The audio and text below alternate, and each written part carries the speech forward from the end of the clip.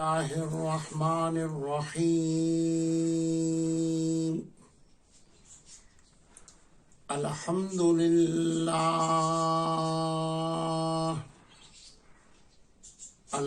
لله وكفى وسلام على عباده الذين اصطفى أما بعد فأعوذ بالله من الشيطان الرجيم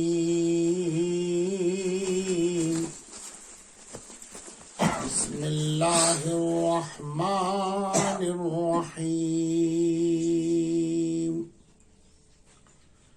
وما أرسلناك إلا رحمة للعالمين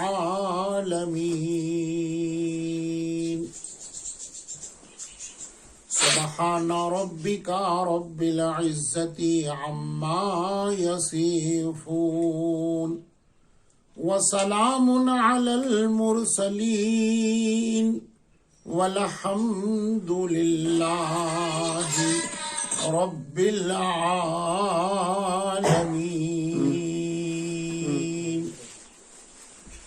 اللهم صل على سيدنا محمد وعلى آل محمد وبارك وسلم اللهم صل على سيدنا محمد وعلى آل محمد وبارك وسلم اللهم صل على سيدنا محمد وعلى آل محمد وبارک وسلم.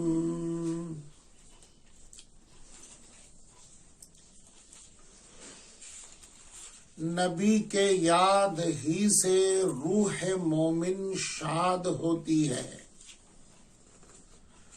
نبی کے یاد ہی سے روح مومن شاد ہوتی ہے.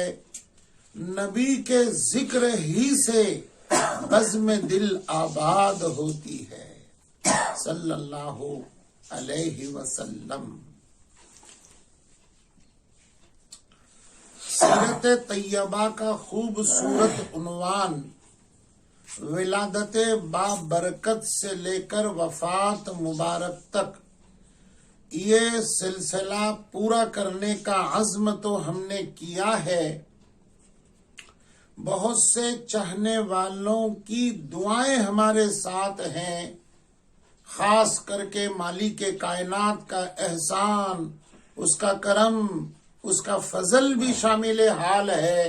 یہی التجا ہے کہ فضل خداوندی کی برکت سے اور پیارے آقا حضرت محمد الرسول اللہ صلی اللہ علیہ وسلم کے صدقے طفیل آپ کے وسیلے سے پروردگار ان مضامین کو، بیانات کو، مجالس کو پورا کرنے کی، سننے کی اور اپنے زندگیوں میں ڈھالنے کی، دوسروں تک پہنچانے کی خدا ہم تماموں کو توفیق عطا فرمائے. یاد ہوگا آپ کو کہ ولادت مبارکہ سے لے کر 4 برس کی عمر تک کا بیان آپ کے سامنے آ چکا ہے. وہ شق صدر کا معاملہ جب آ گیا، آپ کا سینہ مبارک کھول کر کے قلب مبارک کو چاک کرنے کا، تو پھر یہ ہوا کہ اس کے فوراً بعد شق قمر، رد شمس، حبس شمس کے مضمون کو پورا کر دیا گیا. اب وہ 4 برس کی عمر تک جہاں تک آپ کو لے چلے تھے، اس کے آگے کا حصہ بیان کر دیتے ہیں. دل کے کانوں سے اس کو سن لیجئے. یہ بھی بات ہوگا کہ میں نے کہاں تک آپ کو بیان کیا تھا، ذرا یاد دلاتا ہوں. 4 برس کی عمر میں جب آپ صلی اللہ علیہ وسلم کا سینہ چاک کر دیا گیا تو بھائی اور بہن گھبراتے ہوئے دوڑے آئے اور اماں حلیمہ سے کہا چلو جلدی، سارے بستی کے لوگ چلے گئے، بھیا شہید ہو گئے، بھیا قتل ہو گئے۔ آپ نے جا کر جنگل میں دیکھا تو ایک پتھر پر آپ مسکرا رہے ہیں، چہرہ چمک اٹھا ہے، خوشبو کی مہک اور زیادہ تیز ہو چکی ہے۔ آپ نے قریب بلایا، گلے سے لگایا، پوچھا بیٹے کیا ہو گیا؟ آسمان سے 2 فرشتے آئے اور میرے سینے کو چاک کیا، دل کو دھویا، میں نے ان سارے منظر کو دیکھا، ٹانکے بھی لگے ہوئے تھے۔ اماں حلیمہ رضی اللہ تعالی عنہا نے دیکھ لیا، سارے بستی کے لوگوں نے دیکھا، چہرہ بھی بدلا ہوا ہے، ٹانکے بھی لگے ہوئے ہیں۔ گھر لے کر آئے تو پریشان ہو گئے، کچھ نہ کچھ ہوا ہے۔ کسی نے کہا جن کا اثر ہوا، کسی نے کہا کچھ کر دیا گیا ہے، دیکھنا چاہیے، ادھر جانا چاہیے، ادھر ہو جانا چاہیے۔ اماں حلیمہ مجبور ہو گئی، ایک کاہن کے پاس لے کر چلے گئے جو یہودی تھا۔ اس نے ساری نشانیاں دیکھی اور مہر نبوت دیکھا تو چلا اٹھا، آؤ لوگوں اس کو قتل کرو، یہی ہے وہ آخری نبی جو تمہارے بتوں کو برا بھلا بولے گا اور ایک خدا کو ہی پوجنے کو، عبادت کرنے کو کہے گا اور سارے بتوں کو توڑ ڈالے گا۔ اماں حلیمہ نے اس کو بد دعا دی، ناس ہو جائے تیرا، کہاں سے میرے بیٹے پر تو نے بد نگاہی کر لی۔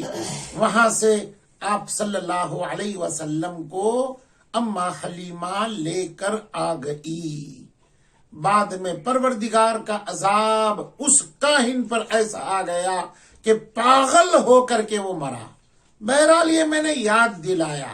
اب فوراً اس کے بعد یعنی ترتیب سے کیا ہو گیا، میاں بیوی نے مشورہ کیا، کچھ دیر تو رہے، 5واں سال جب شروع ہو گیا تو دونوں نے طے کر لیا کہ اب یہ امانت سپرد کرنا چاہیے۔ جب اتفاق ہوا تو لے کر چلے، جیسے ہی لے کر چلے ایک غیبی آواز بنو سعد کے خاندان کے ہر محلے کے آدمی نے سنا، او سعد کے خاندانوں کے لوگوں برکت جاتی رہی، نور جو تمہارے یہاں چمکا ہوا تھا، پھیلا ہوا تھا، اب وہ نور ختم ہو گیا۔ جس رحمت کے سائے میں اور برکت کے سائے میں خوشیاں منا رہے تھے، جنگل ہری بھری ہو رہی تھی ہریالی سے، اب وہ تمام چیزیں رخصت ہو رہی ہیں۔ مجھے یاد آ رہا ہے سیدنا انس رضی اللہ تعالی عنہ کی روایت ہے، جب آپ ہجرت فرما کر کے مدینہ طیبہ چلے گئے تو اس وقت سیدنا انس نے یہ فرمایا، میری آنکھوں نے دیکھا یہ نور نبوت جب یہاں سے نکل کر مدینہ چلا گیا، سارے مکے کے اندر اندھیرا چھانے لگا، رحمت کی کمی آ گئی، برکت اٹھ گئی۔ یہ آپ صلی اللہ علیہ وسلم کی برکت تھی اور سارا کے سارا مدینہ جگمگانے لگا صلی اللہ علیہ وسلم۔ خواجہ عبد المطلب نے بہت سے انعامات دے دیے اماں حلیمہ کو اور حارث کو، اور اماں امینہ آپ صلی اللہ علیہ وسلم کو لے کر اپنے گھر، اپنے جنگل ادھر ادھر گھومنے لگی، ٹھہرنے لگی۔ یہ تو آپ کو معلوم ہی ہے کہ آپ 4 برس کے بعد 5واں برس لگا ہوا تھا، اماں امینہ کے پاس آ گئے۔ آپ کے ولادت مبارکہ سے پہلے ایک روایت میں 2 مہینے ہو چکے تھے، کچھ دن اوپر چل پڑے ہوئے تھے۔ آپ کے والد محترم کا انتقال ہو گیا۔ جب 2 برس اور یہاں پورے کر چکے، 6 برس کی عمر تھی، تو آپ کی والدہ محترمہ ان کا انتقال ہو گیا۔ جب پھر 2 برس گزرے، 8 برس ہو گئے، تو آپ کے پرورش کرنے والے، پیار کرنے والے، مشفق و مہرباں دادا خواجہ عبد المطلب کا بھی انتقال ہو گیا۔ اس کے بعد چچا ابو طالب کے آپ پرورش میں رہے۔ ذرا ان تینوں باتوں کو، بڑی خوبصورت باتیں ہیں، عجیب باتیں ہیں، مزہ آپ کو آئے گا، اور پھر آپ کی روح زندہ ہو جائے گی اور بزم دل آپ کی آباد ہو جائے گی۔ اس کو ذرا سن لیجئے۔ پہلی بات کہ آپ صلی اللہ علیہ وسلم اماں آمنہ کے شکم اطہر میں تھے۔ 2 مہینے گزر چکے تھے، کچھ دن اوپر تھے، اور ایک روایت میں 4 مہینے کی بھی بات آئی ہے۔ بہرحال حسب معمول تجارتوں کے لیے جو قافلے مکہ سے یمن کی طرف، شام کی طرف، بیت المقدس کی طرف، بصرہ کی طرف، عراق کی طرف جاتے تھے، اس وقت ایک قافلہ ملک شام بیت المقدس چلا گیا۔ اس قافلے کے اندر آپ صلی اللہ علیہ وسلم کے والد محترم، جن کا نام حضرت عبداللہ رضی اللہ تعالی عنہ تھا، یہ اس قافلے میں چلے گئے۔ کچھ دن وہاں تجارت کی، ملک شام میں، بیت المقدس میں۔ قافلے نے کہا کہ اب ہم کو اپنے وطن لوٹنا ہے، سامان بہت ساروں کا ختم ہو چکا ہے، اب اور سامان لا کر دوسرے مرتبہ یہاں پہنچے گے۔ سارا قافلہ واپس ہونے لگا تو مدینہ یہ راستے میں ہی پڑتا تھا، وہیں سے ملک شام کو جانے کا راستہ تھا۔ جب مدینہ طیبہ پہنچ گئے تو حضرت عبداللہ رضی اللہ تعالی عنہ کا، آپ علیہ الصلاۃ والسلام کے والد، یہ بیمار ہو گئے، ایسے بیمار ہو گئے کہ چل نہیں سکتے تھے۔ قافلہ 1-2 روز ان کے پاس ٹھہرا اور کہا کہ تم یہیں رہو، ہم چلے جاتے ہیں، آپ کے والد کو اطلاع دے دیتے ہیں۔ مشہور اور معروف خاندان مدینہ طیبہ کا بنو نجار، انہوں نے بڑی ہی ان کی خدمت کی، اپنے گھر ٹھہرایا، دوا کا انتظام کیا، اور یہ قافلہ جا کر خواجہ عبد المطلب رضی اللہ تعالی عنہ کو اطلاع دے دی کہ آپ کا بیٹا عبداللہ وہ بیمار ہے اور اس کی عیادت جاری ہے، اور وہ علاج کے سلسلے میں وہاں رکے ہوئے ہیں، بنو نجار کے لوگ ان کی خدمت کر رہے ہیں۔ خواجہ عبد المطلب جو دادا تھے، انہوں نے اپنے بڑے بیٹے، جو حضرت عبداللہ کے بڑے بھائی، ان کا نام تھا حارث، ان کو بھیج دیا کہ جاؤ اپنے بھائی کی دیکھ بھال کرو، اور ایسے تندرست ہیں کہ چل سکتے ہیں تو کوئی سواری یا خود ان کو لے کر کسی طرح مکہ لے کر آؤ اور وہاں جا کے ٹھہرو۔ جب حارث چلے گئے مکہ سے مدینہ تو ابھی قریب مدینہ کے پہنچے تھے، کسی نے کہا کہ حضرت عبداللہ کا انتقال ہو گیا۔ صدمے کے اندر بھائی چلے گئے، کفن دفن تجہیز تکفین پوری کر کے یہ واپس چلے آ گئے۔ یاد رکھیے بہت ہی خوبصورت باتیں ہیں. تو ان کے انتقال کا میں نے مختصر سا واقعہ آپ کے سامنے بیان کیا. آگے سن لیجئے، بڑی پیار بھری عبرت بھری باتیں ہیں ہمارے لیے.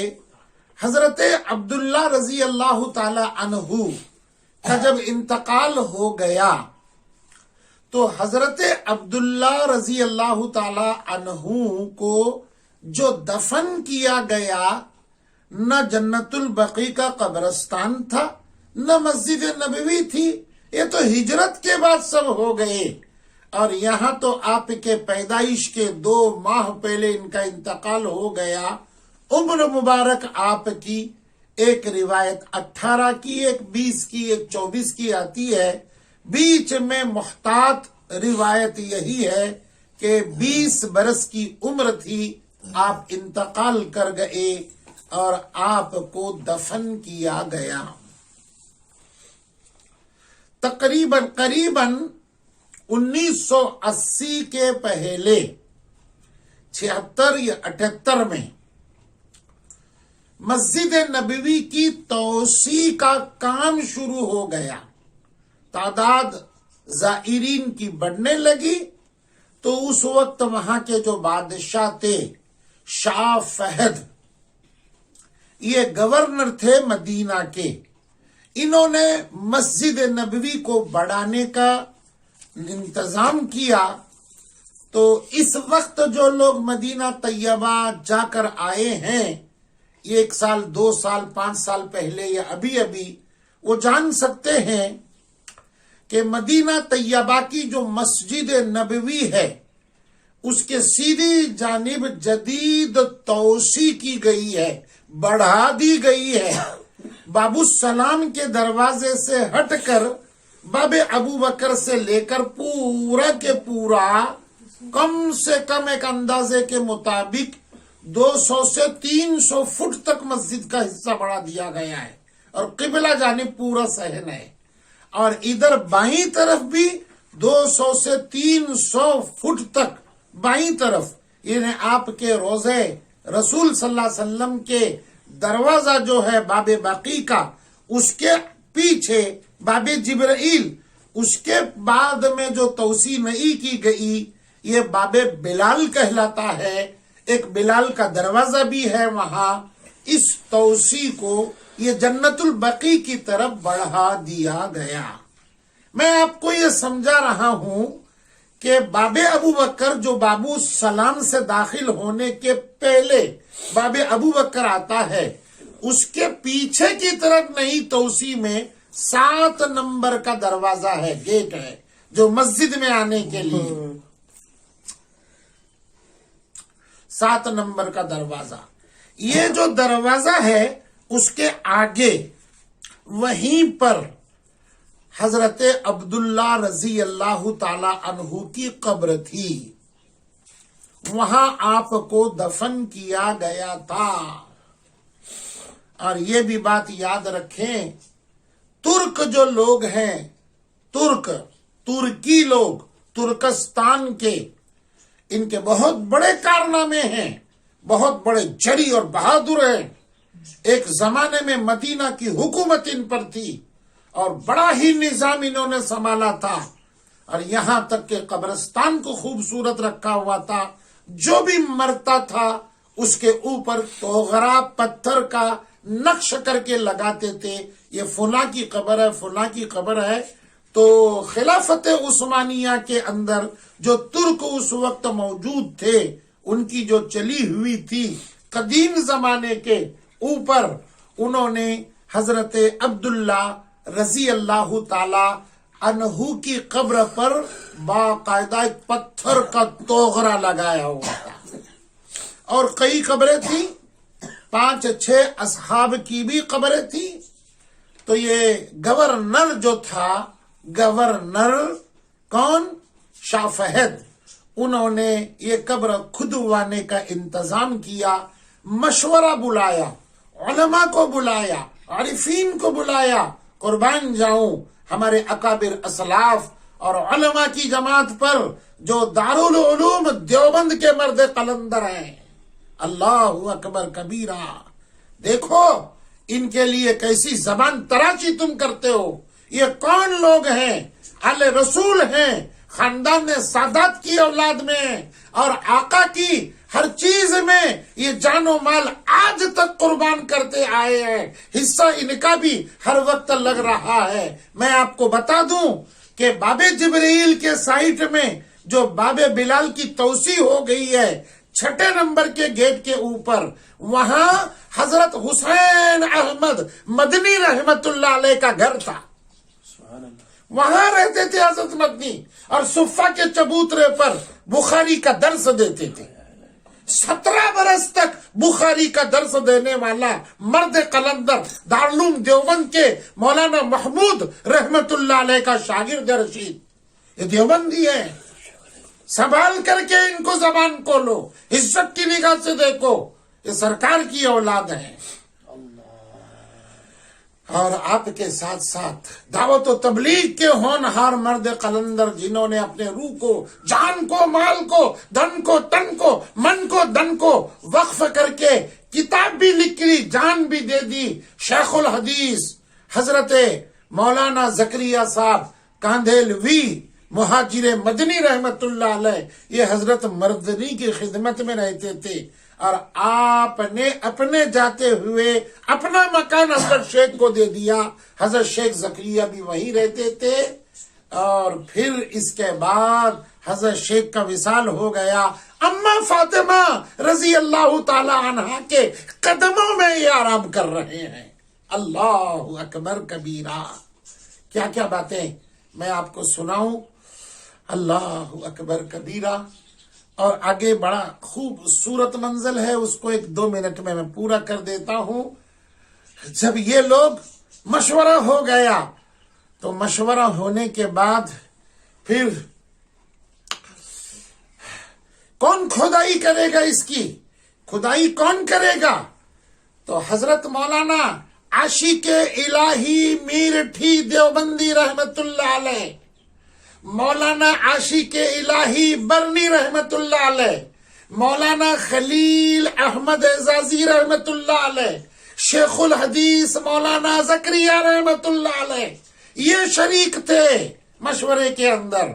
مشورہ یہ طے پایا کہ اس زمین کو وہ ہاتھ لگائے گا جن کی خدمت میں روضہ رسول اللہ صلی اللہ علیہ وسلم کی خدمت سپرد ہے، اور وہ بلال کا خاندان ہے، بلال کی اولاد ہے.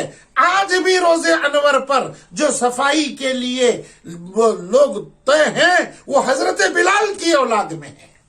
ان کو طے کیا گیا اور انہوں نے کھدائی چالو کر دی. جب زمین کو کھود دیا، صاف کیا، اللہ اکبر، اللہ اکبر کبیرہ. سارے لوگوں نے دیکھا، حیران رہ گئے، چیخ نکل گئی. اندر سے میرا ضمیر کہہ رہا ہے جو لوگوں نے دیکھا وہ آپ سمجھ جائیں گے.